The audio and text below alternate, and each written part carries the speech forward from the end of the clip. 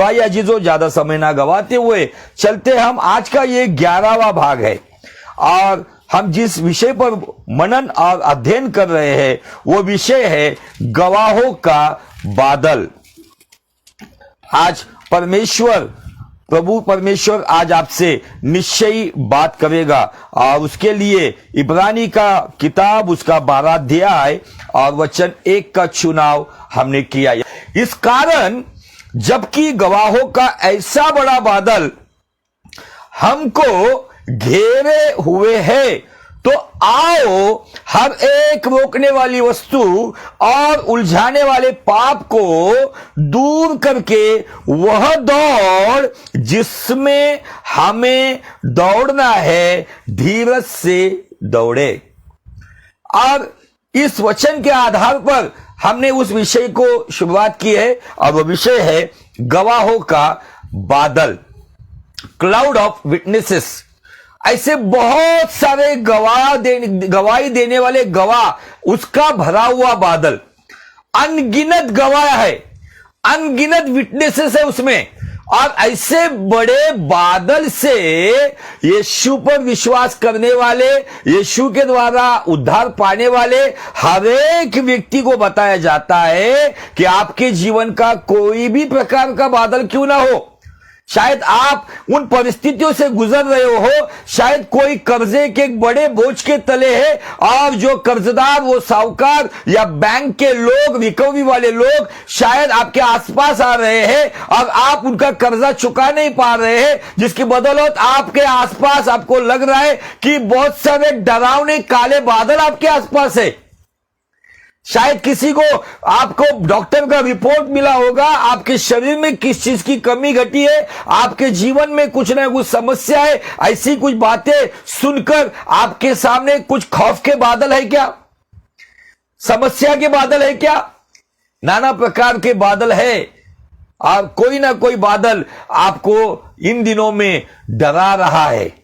उन बादलों को कहो, यीशु के नाम से मेरी ओर से चले जाओ, क्योंकि मैं यीशु का पुत्र या यीशु की कन्या इस नाते से मेरे लिए इब्रानी 12:1 के अनुसार कहा गया है कि मैं गवाहों के ऐसे बड़े बादल से घिरा हूं। उस गवाहों के बादल में प्रथम परमेश्वर है, उसके बाद उस पर विश्वास करने वाले महावीर, महापराक्रमी लोग हैं, जिसमें पुरुष है, स्त्रियां है, जवान है, बच्चे हैं, सभी प्रकार के लोग हैं जो विश्वास की मिसाल बने हुए। कहां है गवाहों का बादल? तो गवाहों का बादल हमें इब्रानी का पूरा 11 अध्याय, यह है गवाहों का बादल, जिसकी शुरुआत परमेश्वर खुद अपनी पहचान देकर करता है और उसके बाद आदम की पहली संतान हाबिल से लेके उसका अंत, जो चेले यीशु मसीह के जमाने में जिन्होंने अपनी जिंदगी परमेश्वर की सेवकाई के लिए कुर्बान की, उन लोगों तक। और मैं बताना चाहता हूं, उन चेलों से लेके कल के दिन तक जो विश्वास की दौड़ खत्म करते हुए इस दुनिया से चला गया और प्रभु में सो गया है, वो व्यक्ति भी गवाहों के बादल में अपने विश्वास के कामों से आज भी बात करता है। क्योंकि इब्रानी 11:4 कहता है, हाबेल भले ही मर गया है, लेकिन हाबेल अपनी उन गवाही के द्वारा आज भी हमसे बातें करता है। यदि हाबेल बात करता है तो नू बाबा भी बात करते हैं, यदि नू बात करता है तो हनोक भी बात करता है, हनोक बात करता है तो इब्राहिम बाबा भी बात करते हैं, सारा माँ भी बात करती है, इसहाक बात करता है, याकूब बात करता है, यूसुफ बात करता है, मूसा बात करता है, यहोशू बात करता है, दाऊद बात करता है, दनियल बात करता है। परमेश्वर का दास, हर एक दासी, वो आज भी हमसे बात करते। भले संसार की दशा में वो मिट्टी में मिल गए हैं, लेकिन आत्मा की दशा में वो हमारे चारों ओर अपनी गवाहियों के द्वारा आज भी हमसे बातें करते हैं। इसीलिए आपको गवाहों का बादल समझना बहुत जरूरी है। बहुत सारे लोग मायूस हो जाते हैं, बहुत सारे लोग निराश हो जाते हैं और सोचते हैं कि हमारी इस समस्या का हल क्या है। हमारी परेशानी से हमें कौन निकालेगा? निश्चय परमेश्वर निकालेगा, निश्चय यीशु मसीह निकालेगा। लेकिन उसके साथ साथ आपकी जो समस्या है, सिमिलरली आपके जैसी समस्या की तुलना वाले लोग इन गवाहों के बादल में है, जिनके सामने हालात अच्छे नहीं थे, जिनकी परिस्थिति अच्छी नहीं थी, लेकिन फिर भी वो विश्वास के ऐसे महावीर बने, ऐसे मिसाल बने। उनका जीवन आज भी हमसे बात करेगा।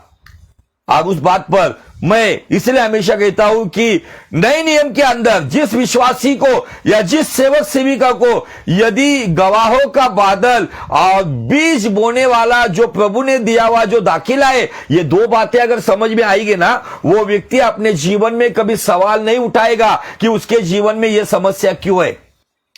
अगर आज आपको गवाहों के बादल में से यदि आपको यह अनुभव अगर परमेश्वर दे रहा है कि इब्राहिम आपसे बात कर रहा है, यदि कोई बहन की समस्या है उससे अगर सारा बात कर रही है, तो यह बहुत बड़ी आशीष की बात है।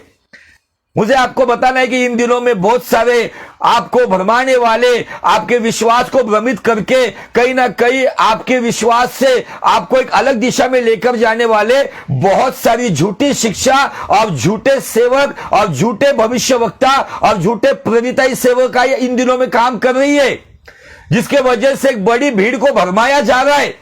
लेकिन यदि आपको गवाहों का बादल समझ में आया, यीशु मसीह के नाम में, पवित्र आत्मा की अगुवाई में, खुद पिता आपको गवाहों के बादल से उसके लोगों का दर्शन देगा और उनके द्वारा आपसे बात करेगा और आपके जीवन में काम करेगा। Hallelujah, praise the Lord. परमेश्वर इन दिनों में हमसे बातें करना चाहता है, लेकिन आज की जो पीढ़ी है वो इंसान से सुनना चाहती है, फेमस लोगों के पीछे दौड़ना चाहती है, सेलिब्रिटी पैटर्न वाले लोगों के पीछे दौड़ना चाहती है, केवल बड़े बड़े वरदानी लोगों को देखकर वाव वाव करना चाहते। लेकिन परमेश्वर कहता है, मैं एक अकेला हूं जिसको आप वाव दे सकते हो, जिसके पास आकर आप सुन सकते हो, अगर आप उसके लिए समय निकालोगे। मैं हमेशा कहता हूं, जो परमेश्वर के लिए उपलब्ध है, परमेश्वर उसका उपयोग कर लेता है। यदि आप उसके लिए उपलब्ध हो तो वो आपका इस्तेमाल जरूर करेगा। यदि आप उसके लिए अवेलेबल हो तो वो आपको यूज जरूर करेगा। इन दिनों में हम केवल इंसानी बातों की ओर अपना ध्यान लगा रहे, लेकिन हमारे लिए इतनी बड़ी आशीष की बात है। इब्रानी 12 कहता है, इस कारण हम इतने बड़े गवाहों के बादल से घिरे हुए हैं। इतने बड़े गवाहों के बादल से घिरे हुए, तो वहां पे वो आमंत्रित कर कहता है, आओ आओ। आकर क्या कर रहा है? वो आमंत्रित करके क्या कर रहा है? आपके जीवन में हर एक रोकने वाली वस्तु, फिर आपकी हॉबी हो, आपकी दोस्त यारी हो, आपका मनोरंजन का साधन हो, टीवी हो, मोबाइल हो, हर एक रोकने वाली वस्तु जो परमेश्वर का समय खा रही है, हर एक रोकने वाली वस्तु जो परमेश्वर का आपका समय चुरा रही है, हर एक रोकने वाली वस्तु। और दूसरी बात दी है, उलझाने वाला पाप। यही रोकने वाली वस्तु में उलझाने वाला पाप है, जो हमारे विचारों को मलिन करते हुए, मैले करते हुए, हमारे हृदय को अशुद्ध करते हुए कहीं ना कहीं हमें परमेश्वर की राह से कहीं ना कहीं गुमराह कर रहा है। यदि हम रोकने वाली वस्तु को निकाल देंगे तो उलझाने वाले पाप का जन्म ही नहीं होगा। यदि रोकने वाली वस्तु में मनोरंजनक बातों में मैं समय बिता रहा हूं या बिता रही हूं, या मैं किसी की बातों में बहुत सारी चर्चाओं में पड़ा हूं या पड़ी हूं, या मैं चैटिंग में पड़ा हूं। मैं एक वचन, मैं इन दिनों में बहुत सारी जगह पर जब हम जाते हैं हमारे शहरों में, तो अभी बहुत सारा काम भी मिल रहा है। कहीं ना कहीं डोमिनोज पिज्जा आया हुआ है, पिज्जा हट है, ये जोमेटो के जैसे ऐप आए हुए, बड़े बड़े मॉल्स खड़े हुए, तो वहां पे बहुत सारे जवान बच्चों को काम भी मिलता है। जब उनको ब्रेक मिलता है, जब उनको कुछ आधा एक घंटे का ब्रेक मिलता है, तो सारे लाइन से बैठ जाते हैं और उनकी उंगलियां इतनी फास्ट चलती है, जो उतने समय में वो चैटिंग करते रहते हैं। तब मुझे एक वचन से प्रभु ने बात की। मैं थोड़ा सा हमारे विषय से थोड़ा सा अलग है, लेकिन शायद आपको और मुझे आशीष देने के लिए सामर्थ्यशाली है। यशायाह नबी का 59 अध्याय वचन 1 से आगे मैं आपके लिए पढ़ना चाहता हूं। यशायाह नबी का किताब 59 अध्याय आइज़ाया 59, गौर से सुनिए। सुनो, यहोवा का हाथ ऐसा छोटा नहीं हो गया कि उद्धार न कर सके, न वो ऐसा बहरा हो गया कि न सुन सके, परंतु तुम्हारे अधर्म के कामों ने तुमको तुम्हारे परमेश्वर से अलग कर दिया है, और तुम्हारे पापों के कारण उसका मुंह तुमसे ऐसा छिपा है कि वह नहीं सुनता। अभी गौर से सुनो, क्योंकि तुम्हारे हाथ हत्या से और तुम्हारी उंगलियां अधर्म के कर्मों से अपवित्र हो गई है। उंगलियां जो चैटिंग करते हैं, वो चैटिंग में मोबाइल जो आज ज्यादा से ज्यादा इस्तेमाल किया जाता है, मेरा सवाल है उन सारे आज की जवान पीढ़ियों को कि आपकी उंगलियां अधर्म के शब्द टाइप कर रही है या धर्म के शब्द टाइप कर रही है? हजारों साल पहले यीशु मसीह का जन्म होने से पहले मोबाइल के ऊपर उंगलियों से अधर्म का काम किया जाएगा। यह हजारों साल पहले यशायाह नबी, जिसे मेजर प्रॉफिट कहा जाता है, इस मेजर प्रॉफिट को परमेश्वर ने हमारे जमाने में उंगलियों से जो अधर्म का काम होने वाला है उसके बारे में हजारों साल पहले बता दिया है। अब वो बातें आज हमारे दिनों में पूरी हो रही है, तो ये संकेत है कि हमारा उद्धारक मारानाथा, आ प्रभु आ, वो बहुत नजदीक है। अजीजों, इन दिनों में मैं आपको स्पष्ट रीति से खुलकर बात करना चाहता हूं। आज की युवा पीढ़ी को ये उलझाने वाले वस्तु ने, ये रोकने वाली वस्तु ने, उलझाने वाले पापों में डालकर जो स्वर्गीय राज्य की दौड़ उनको दौड़ना है, उस दौड़ से उनको निकालकर उन्हें अपाहिज बना दिया है। यह सत्य है। आप उससे कितना मुझसे सहमत हो मुझे पता नहीं, लेकिन यह सत्य है कि आज ये रोकने वाली वस्तुओं ने, ये दुनियादारी की चकाचौंध बातों ने हर एक जवान के सामने आज नाना प्रकार की बातें हैं। बहुत सारे लोग पोर्नोग्राफी में पड़े हुए हैं, बहुत सारे लोग बिफोर मैरिज ये सारी गंदगी में पड़े हुए लोग हैं, सभी प्रकार की अशुद्धताओं में पड़े हुए हैं। इसके पीछे का कारण ये गवाहों के बादल से घिरे होने के बावजूद जब उनको आमंत्रित किया जाता है कि आओ हर एक रोकने वाली वस्तु और उलझाने वाले पाप को दूर करो, और उसके आगे दिया है कि जो दौड़ जिसमें हमें, यू हैव टू रन, जो दौड़ जिसमें हर एक व्यक्ति को दौड़ना है जो यीशु मसीह के पीछे आया है, जो दौड़ हमें जिसमें दौड़ना है उसमें, इस दौड़ को दुनिया की रफ्तार की दौड़ नहीं कहिए, जो घोड़ों की रफ्तार वाली रेस की दौड़ होती है, फास्ट रेस होती है, जलद गति से दौड़ने वाली रेस होती है, बाइक की रेस, कार की रेस, ये वो रेस नहीं है, ये वो रेस नहीं है। परमेश्वर यहां पे पेशेंस की रेस देना चाहता है, धीरज की दौड़। आज ये धीरज रहा नहीं है, शादी करने में धीरज रहा नहीं है, निर्णय लेने में धीरज रहा नहीं है। क्यों? उसके पीछे का कारण बहुत सारे लोग इस बात से मरहूम है, इस बात से वंचित है कि उनको पता ही नहीं है कि हमारे लिए एक ऐसा गवाहों का बादल। आपको मैं बताना चाहता हूं, ये काउंसलिंग सेंटर है। वाह, ये बहुत सारी जगह पे लोग कोर्ट में जाते हैं, भले फिर वो क्रिमिनल कोर्ट हो, फिर वो बच्चों का कोर्ट हो, शादी ब्याह वालों का कोर्ट हो, इन सभी कोर्ट के अंदर उन लोगों के लिए एक काउंसलिंग चेंबर होता है, जहां पर कुछ निर्णय लेने से पहले उन लोगों को काउंसलिंग किया जाता है, उनको समझाया जाता है, उनको मार्गदर्शन किया जाता है कि आप ये मत करो या ये बात करो। आपके लिए और मेरे लिए गवाहों का ऐसा बड़ा बादल, जिसमें हाबिल से लेके पिछले साल प्रभु में सो गए परमेश्वर के महान सेवक रेनॉल्ड बॉन्के है। ऐसे महान सेवक है जो भी आपके आसपास में प्रभु में सोए हुए प्रभु के सेवक सेविका आज भी है। यदि आप उतना समय देकर अगर बैठोगे तो प्रभु के सेवक और सेविका आपसे बात करेंगे, आपसे बात करेंगे। इतना बड़ा काउंसलिंग सेंटर है हमारे पास, लेकिन हम आज इन बातों से मरहूम है, इन बातों से वंचित है। यदि आपको गवाहों का बादल समझेगा तो गवाहों के बादल में देखो, देखने के बाद फेंको। क्या फेंको? हर एक रोकने वाली वस्तु जो आपके और प्रभु के बीच में आ रही है, उसे फेंको, मतलब उसको निकाल देना नहीं है। प्रभु के समय उसको बंद करके रखो या उसको दूर रखो, उससे चिपके या लिपटे मत रहो। नंबर 3, दौड़ो।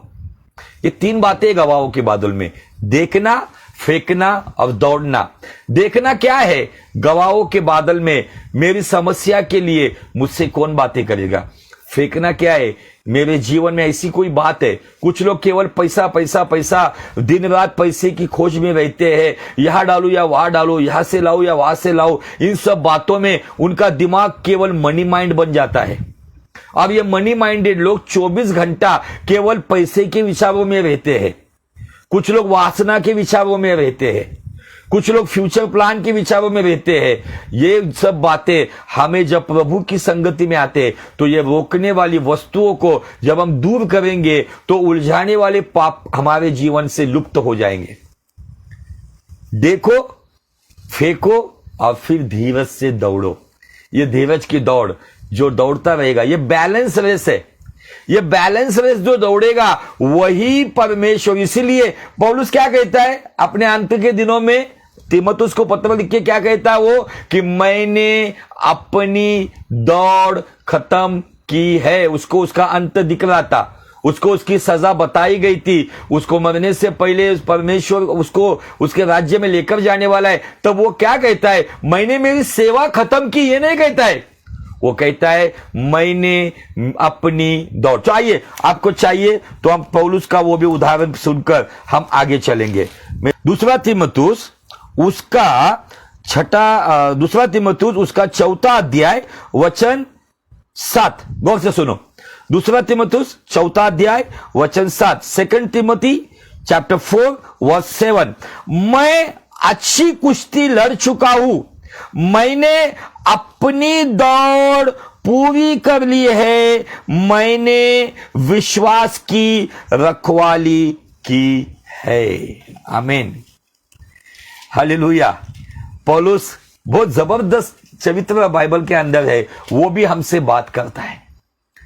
अगर आपको अनंत जीवन की रेस में अगर चलना है, मैं क्लियर कट बताना चाहता हूं, यदि आपको इटर्नल लाइफ की रेस में, अनंत जीवन की दौड़ में अगर दौड़ना है, तो आप कोई भी हो, आप शिक्षित हो अशिक्षित हो, आप जवान हो या बुजुर्ग हो या आप बच्चे हो, जो कोई भी मुझे सुन रहा है वो कान खोलकर सुने। वो अपने जीवन में इब्रानी 12:1 के अनुसार उसे ये एहसास होना चाहिए, मेरे चारों ओर गवाहों का ऐसा बड़ा बादल जिसमें परमेश्वर और परमेश्वर के लोग आज भी मुझसे बात करने के लिए तैयार है। जब मैं संसार से अलग होता हूं तो मेरे जीवन से हनोक बात करेगा कि वो प्रभु के साथ 300 साल कैसे चला। मेरे जीवन से नू बाबा बात करेंगे कि 1 साल 10 दिन उसने जहाज के अंदर कैसे निकाले। ये सारी बातें होगी, लेकिन हमें दुनिया का इंफॉर्मेशन ढूंढने में बहुत व्यस्त हो गए। गूगल पे दिन रात पड़े हुए हैं हम लोग, लेकिन इस गूगल से अधिक जीवन परिवर्तन करने वाली बाइबल के पास अब कितने हैं। मेरे फेसबुक पेज पे मैंने जो रखा है, बाइबल को उठाओ तो बाइबल तुम्हें उठाएगी। आप अब किसको उठा रहे हो आपके जीवन से? जिसको उठाओगे वही आपके गिरने का या उठने का कारण बनेगी। संसार की बातों को उठाओगे तो सांसारिक बातों में गिरोगे, आध्यात्मिक बातों को उठाओगे तो आध्यात्मिक बातों से ऊंचे किए जाओगे। आमीन, हालेलुया, प्रेज़ द लॉर्ड। इस गवाहों के बादल से हमारे साथ हम देख चुके हैं कि किस तरीके से परमेश्वर के दास दासी बात करते। तो हम इन दिनों में, हम पिछले सप्ताह में 10वें एपिसोड में हमने इसहाक के जीवन से कुछ बातों को देखा था। वही बातों को बताकर कुछ डीप में लेकर जाने की कोशिश करूंगा, जिससे आपके सवालों के कुछ जवाब मिल जाएंगे। स्पेशली जो जवान जुड़े हुए हैं वो गौर से सुने। यदि आपके कोई जवान बच्चे हैं, जवान भाई बहन है, इस वीडियो को शेयर करो ताकि ये जवान अपनी जवानी के दिनों में परमेश्वर पिता के राज्य में अपने जीवन से रोकने वाली वस्तु, उलझाने वाले पाप को दूर कर हुए अनंत जीवन की धीरज की दौड़ दौड़ना शुरू कर देंगे। आमीन। इसका मतलब ये मैसेज केवल जवानों के लिए नहीं, सबके लिए लागू है। तो आइए इब्रानी का 11 अध्याय और वचन 18 से आगे मैं आपके लिए पढ़ना चाहता हूं। और जिससे यह कहा गया था कि इसहाक से तेरा वंश कहलाएगा, वही अपनी इकलौतों को छड़ाने लगा, क्योंकि उसने मान लिया कि परमेश्वर सामर्थ्य है कि उसे मरे हुए में से जिलाए। अतः उन्हें में से दुष्टान की रीति पर वह उसे फिर मिला। ओके, मतलब इसहाक कैसे मिला, ये सब बातें आपको पता है। और यहां पर मैंने दृष्टांत की रीति पर अब्राहम बाबा के विश्वास को भी बताया है। लेकिन आज हम इसहाक भाई के जीवन में झांक कर देखने वाले हैं। इसहाक भाई हमसे क्या बात करना चाहते हैं। इसहाक के जीवन से जब परमेश्वर ने अब्राहम से जब परीक्षा की, और उस परीक्षा के दौरान जब अब्राहम और इसहाक जब तड़के उठकर लकड़ियों को तोड़कर गधों के ऊपर लकड़ियां डालकर कुछ दासों को लेकर जब वो निकले, तो उस दृश्य को मैं आपके सामने रखना चाहता हूं। इसहाक का मतलब परमेश्वर की खुशी, जॉय ऑफ द लॉर्ड। परमेश्वर हमें खुशी देता है। इसहाक को कभी कभी परमेश्वर, हम अपने जीवन में अगर परमेश्वर से अधिक स्थान देते हैं ना, तो वो परमेश्वर इज अ जेलस गॉड। ये ईर्ष्यावान परमेश्वर है, जलन रखने वाला परमेश्वर है। यदि हमें मिली हुई आशीष, हमें मिली हुई चंगाई, हमें मिली हुई दौलत और शोहरत, इस बात को यदि हम लिपट कर रहेंगे, तो परमेश्वर कभी कभी हमें परखने के लिए इन बातों को बलिदान करने के लिए कहता है। और यही बातें इंसान को अच्छी लगती नहीं है। वो नौबत ना आए उसके पहले आपके जीवन में परमेश्वर को प्रथम स्थान अगर दोगे। अब्राहम बाबा से भी ये गलती हुई, और उसका नतीजा परमेश्वर ने उसको एक बड़ी परीक्षा से गुजरने के लिए कहा। आइए, कौन सी बात थी? तो उत्पत्ति का 22 अध्याय। इन बातों के पश्चात मतलब इस्माइल और हगार को भेजने के पश्चात, अब्राम और अबीमेलेक के बीच में एक वाचा बांधने के पश्चात, इसहाक का जन्म होने के पश्चात, इसहाक का दूध छुड़ाने के बाद, एक बड़ी दावत होने के पश्चात, उसके पश्चात सारे ये बिजी शेड्यूल के पश्चात बाइबल कहती है परमेश्वर ने अब्राम से यह कहकर उसकी परीक्षा की, हे अब्राम, उसने कहा देख मैं यहां हूं। उसने कहा अपने पुत्र अर्थात अपने इकलौते पुत्र इसहाक को, जिससे तू प्रेम करता है, संग लेकर मोरिया देश में चला जा, और वहां उसको एक पहाड़ के ऊपर जो मैं तुझे बताऊंगा होम बलि करके चढ़ा। आपने यहां पे सुना, यहां पे क्या कहा परमेश्वर ने? परमेश्वर ने अब्राम से यह कहकर उसकी परीक्षा की, हे अब्राम, उसने कहा देख मैं यहां हूं।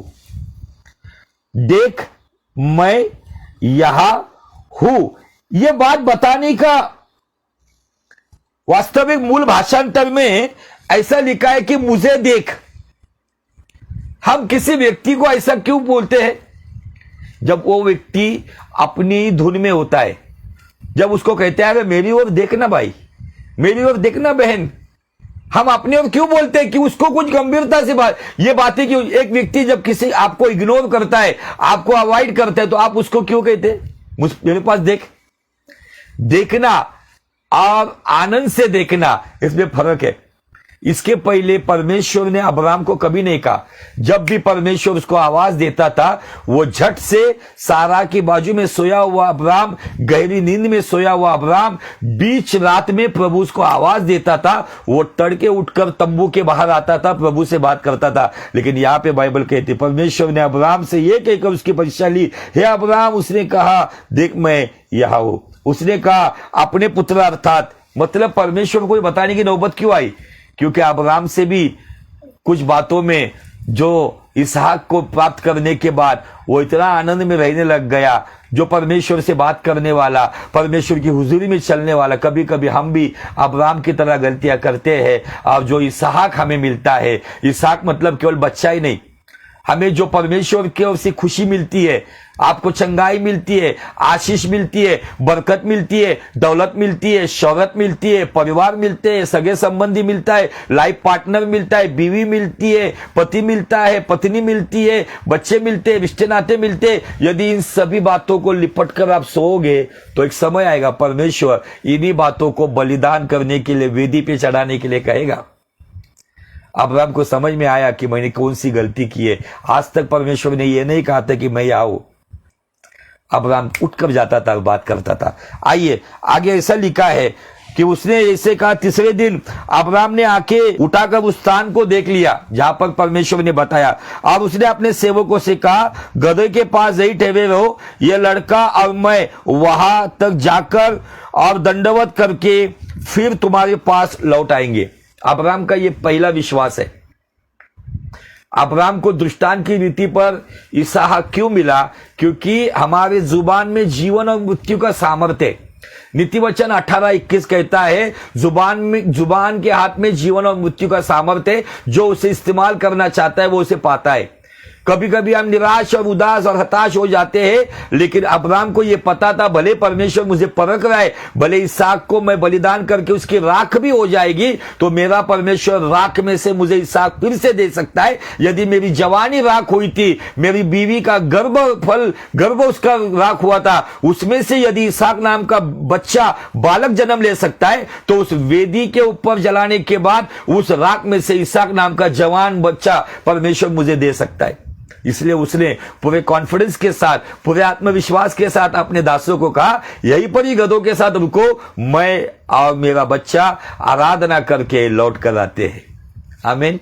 उसके अंदर ये कतई, उसके अंदर ये शक नहीं था, संदेह नहीं था कि मैं बलिदान करके अकेला आऊंगा। उसके अंदर ये पूरा विश्वास था कि मैं और मेरा पुत्र फिर से आएंगे। आज गवाहों के बादल से परमेश्वर आपको प्रोत्साहित करना चाहता है।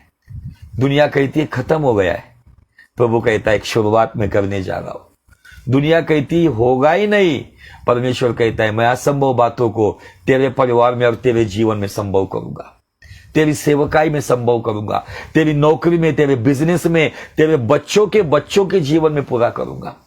यदि तेरे अंदर गवाहों के बादल में विश्वास के महावीर उनके शब्दों पर ध्यान लगावा जीजो। आगे ऐसा हुआ, तब अब्राहम ने होम बलि की लकड़ी ली, अपने पुत्र इसहाक पर लादी, गधे पे नहीं।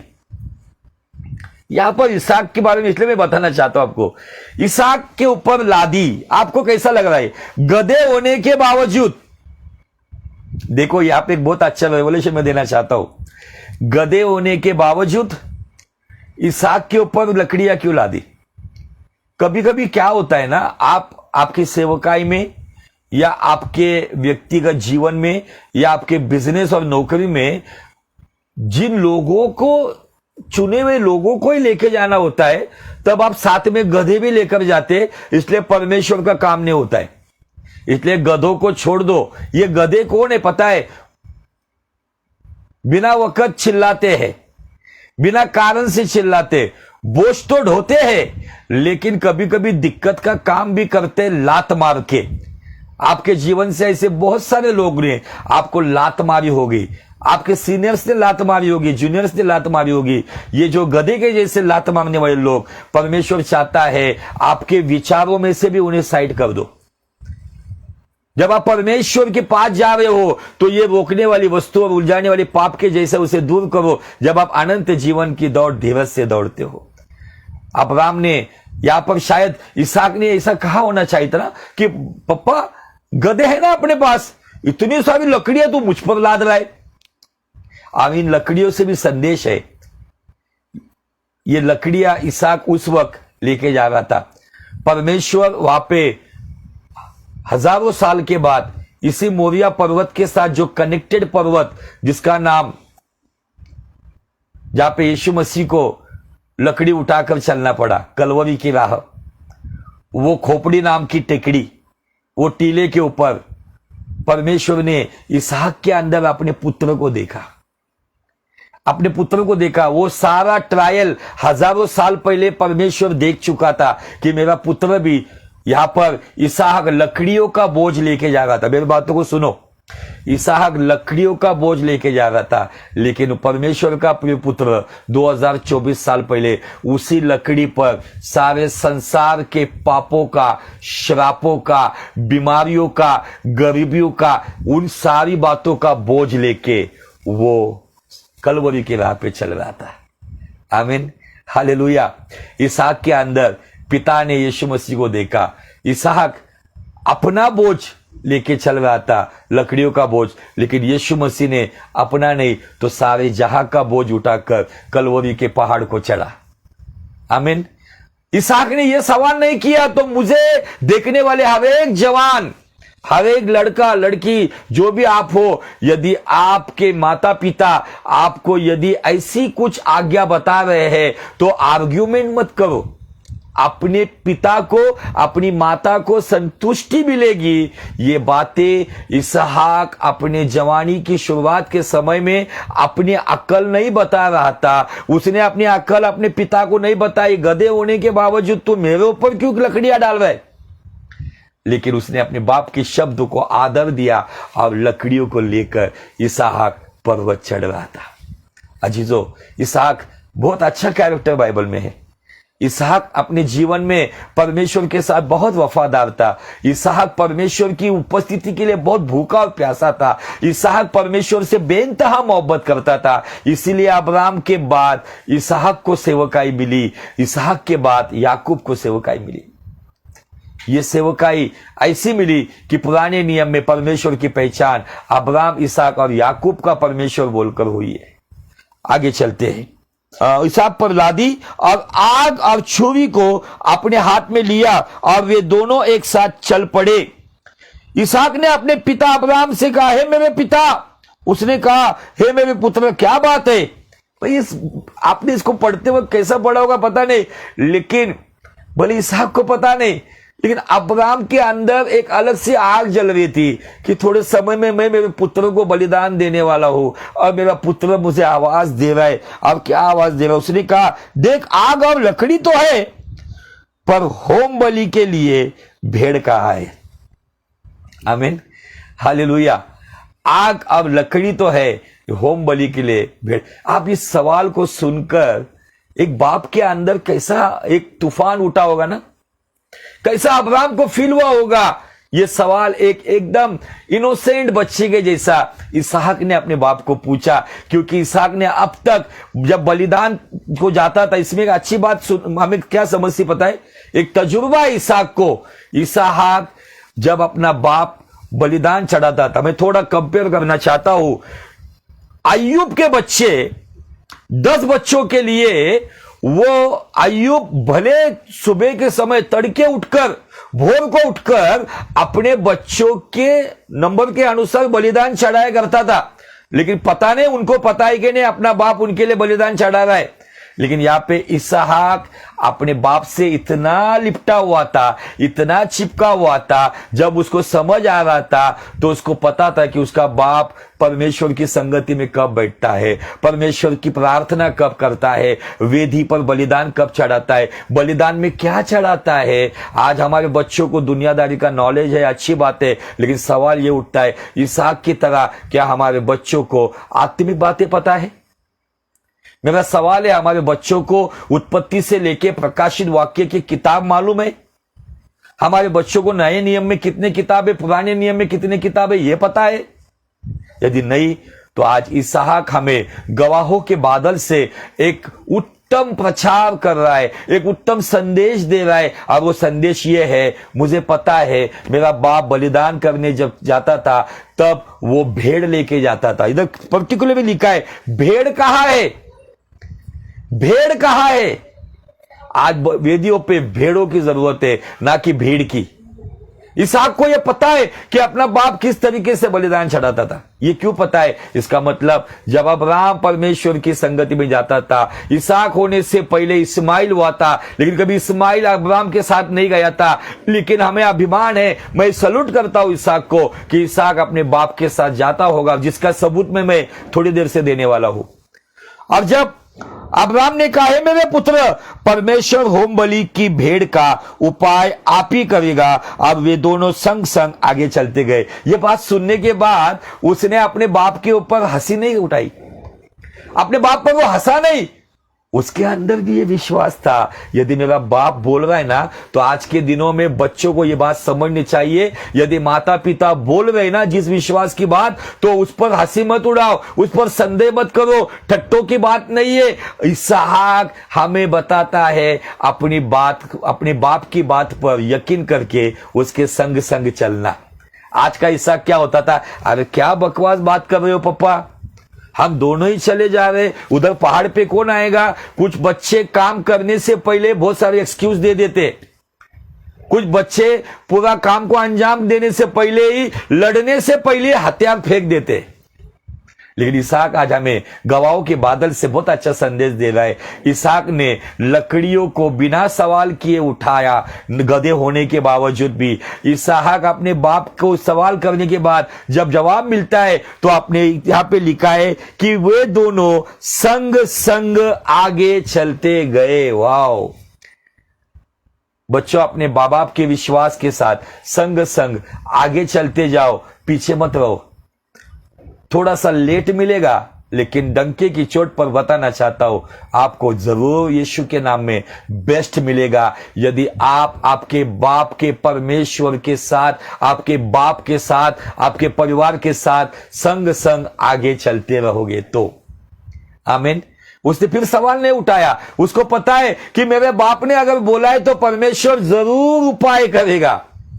आगे चलते, जब वे उस स्थान के लिए जिसे परमेश्वर ने उसको बताया था वहां पे पहुंचे, तब अब्राम ने वहां वेदी बनाकर लकड़ी को चुन चुन कर रखा और अपने पुत्र इसहाक को बांधकर वेदी पर की लकड़ी के ऊपर रख दिया। अभी इस वचन में यहां पे नहीं दिया है कि इसहाक को बलिदान करने वाला है परमेश्वर, ये सारी बातें यहां पर हमें दिखती नहीं है। लेकिन यहां पर एक बात हमें दिखती है इस 9 वचन में, उत्पत्ति 22:9 में, जब उस स्थान पे पहुंचने के बाद मुझे बहुत फील होता है जब इस बात को, मैं इस वचन को देखता हूं। परमेश्वर ने वहां, अब्राम ने वहां वेदी बनाकर लकड़ी को चुन चुनकर, दोनों पहले पत्थरों को रख रहे होंगे, बड़े बड़े पत्थर, ये जवान होने की वजह से, ताकतवर होने की वजह से अपने बाप से अच्छे अच्छे पत्थर चुन चुन कर रख रहा था। उसने सवाल नहीं किया इस वेदी को कैसे, कौन बलिदान करने वाला है, कहां पर है जानवर, कहां पर है भेड़।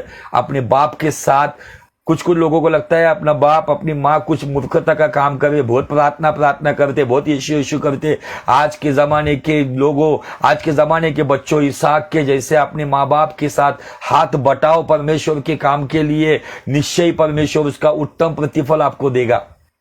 इसको मूर्खता की बात मत समझो, क्योंकि परमेश्वर ये वचन का परमेश्वर है। और 1 कोरिन्थियों 15:58 में वो कहता है, प्रभु में तुम्हारा श्रम व्यर्थ नहीं है, इसलिए विश्वास में स्थिर हो जाओ, अटल हो जाओ और प्रभु के काम में सदैव तैयार रहो। यहां पे इसहाक, जस्ट उस सीन को आप आंखों के सामने लो ना, बाप के साथ अब्राम की वो सब सफेद दाढ़ी, सफेद बाल, उसकी झुरिया आए हुए, हाथ पे झुरिया, चेहरे पे झुरिया, लटपटाने वाले हाथ, वो उठा उठा के पत्थर रख रहा है। पहाड़ के ऊपर हवा चल रही है, पहाड़ के ऊपर है वो। अब उस हवा के वजह से ताकत वाला काम नहीं होता है, हवा हमारा आधा ताकत को खत्म कर देती है। लेकिन उस परिस्थितियों में भी ये बाप बेटे पत्थर चुन चुन कर रख रहे, लकड़ियां चुन चुन कर लगा रहे हैं। और बाइबल कहती है उससे वेदी बनने के बाद उसने इसहाक को वेदी पर बांध दिया। उसके पहले इसहाक ने पूछा होगा अब्राम को, बाबा किधर है जानवर, किधर है भेड़।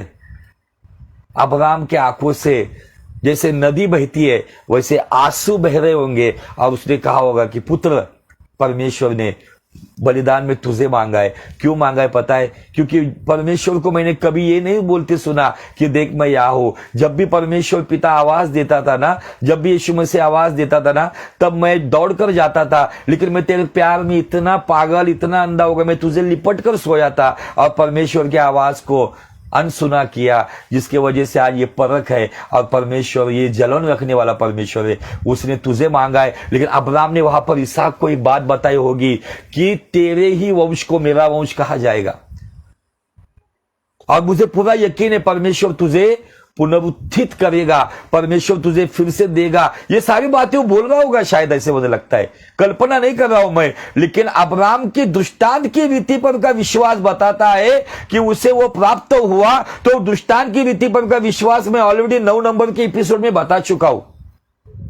अब जब ये सुनने के बाद अगर इसहाक चाहता था तो अब्राहम को जोर से धक्का मार के धकेल कर वो मोरिया पर्वत से, पहाड़ से भाग जा सकता था। आज बहुत सारे इसहाक अपने अब्राहम नाम के बापों के ऊपर जिम्मेदारियों का बोझ डालकर भाग रहे, परदेश जाकर वही रह रहे, शादी ब्याह करके अलग हो रहे, अपने अब्राहम को, अपने सारा को अकेला कर रहे। लेकिन ये इसहाक आज हमें मोरिया पर्वत से एक संदेश दे रहा है। उसको जब पता चला कि परमेश्वर उसको बलिदान करने वाला है, जब अब्राहम हाथ बांध रहा था तो उसने खुद ब खुद हाथ दिए, पिता को कहा बांध, पैर बांध, अच्छे से बांध, कहीं पर भी ढीला नहीं रहना चाहिए।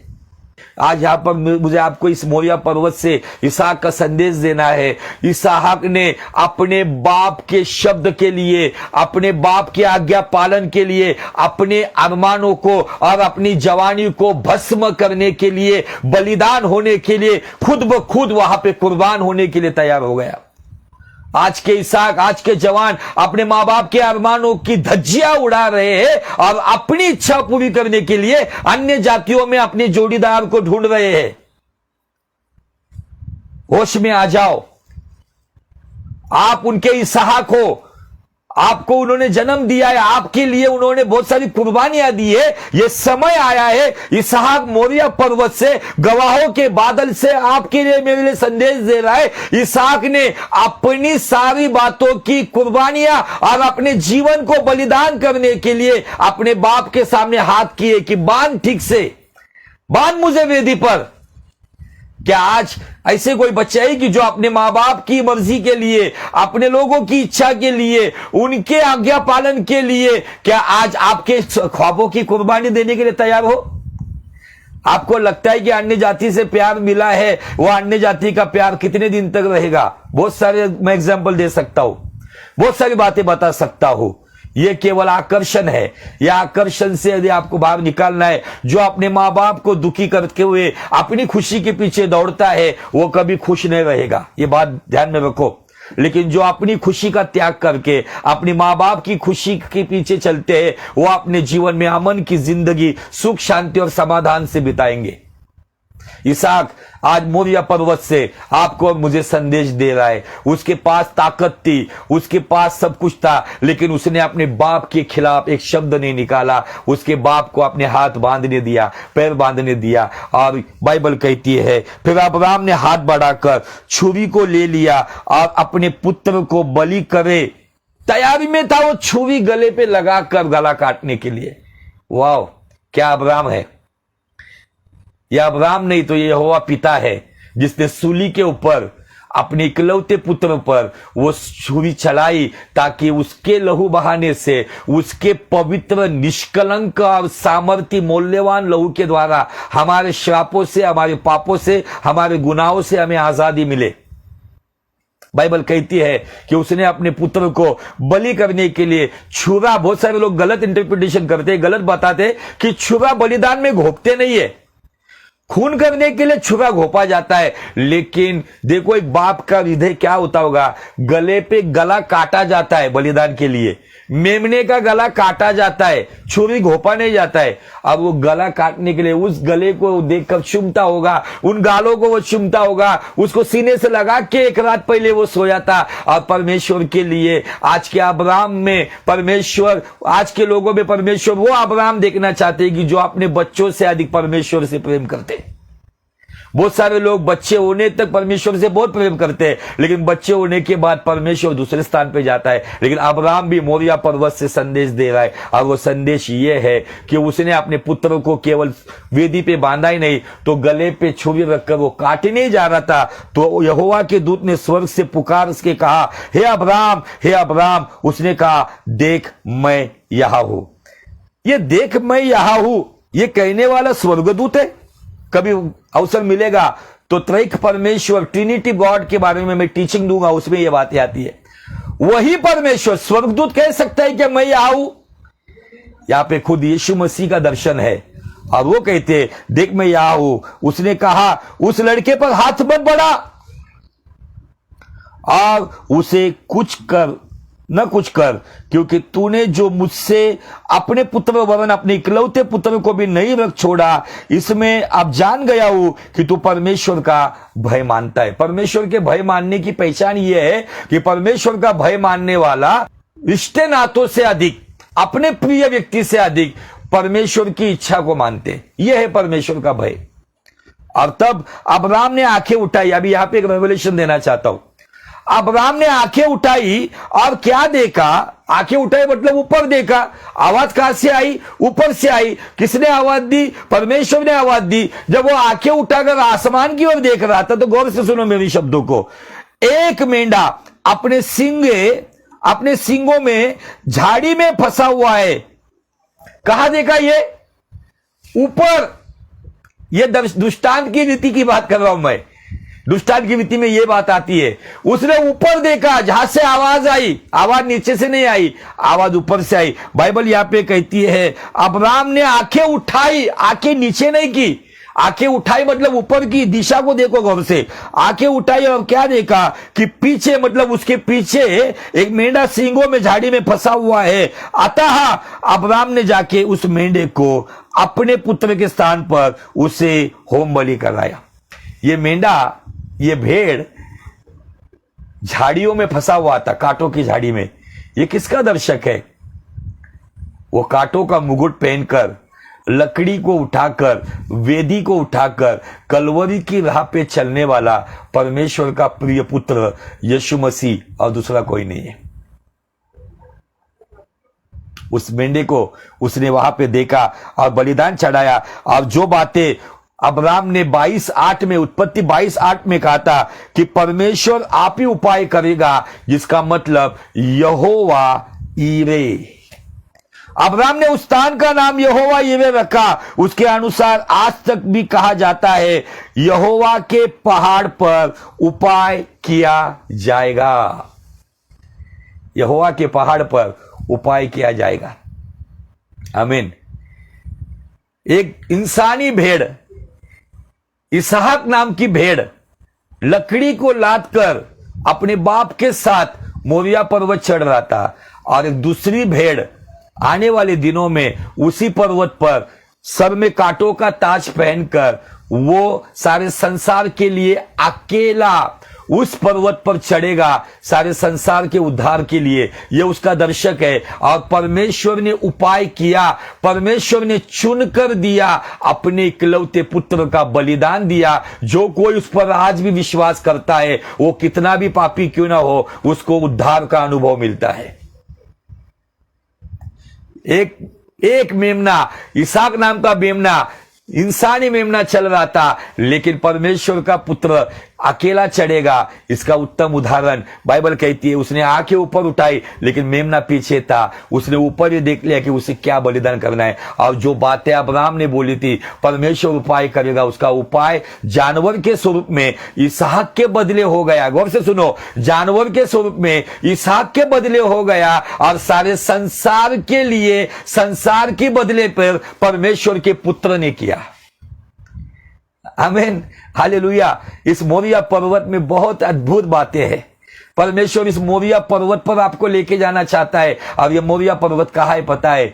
इस कारण इब्रानी 12:1 के अनुसार इतने बड़े गवाहों के बादल से आप और मैं घिरे हुए, तो आओ हर एक रोकने वाली वस्तु और उलझाने वाले पाप को दूर करो। जो दौड़ जिसमें हमें दौड़ना है उसमें धीरज से दौड़ो। ये गवाहों के बादल में परमेश्वर आपको ये सारा दृश्य फिर से दिखाएगा। ये क्यों किया? उसका उस समय का कारण और आपके समय का कारण एक नए प्रकाशन के द्वारा, एक नए अभिषेक के द्वारा आप पर जाहिर करेगा और आप पे प्रकट भी करेगा।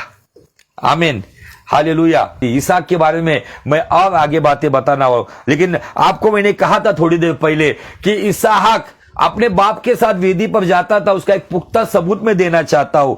आगे यहां पर दिया है 19 वचन में, उत्पत्ति 22:19।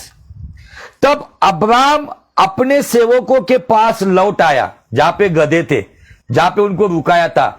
दोनों मिलकर लौट कर आए और वे सब बेर्शेबा को संग संग गए और अब्राम बेर्शेबा में रहता था। संग संग गए। अब यह बेर्शेबा में एक वेदी बनाई गई थी, जिसके बारे में मैं अगले एपिसोड में लेकर जाऊंगा आपको, जहां पर वो अपने पुत्र के साथ वहां पर परमेश्वर को धन्यवाद करने गया, परमेश्वर को आभार प्रदर्शन करने गया, साथ में गया।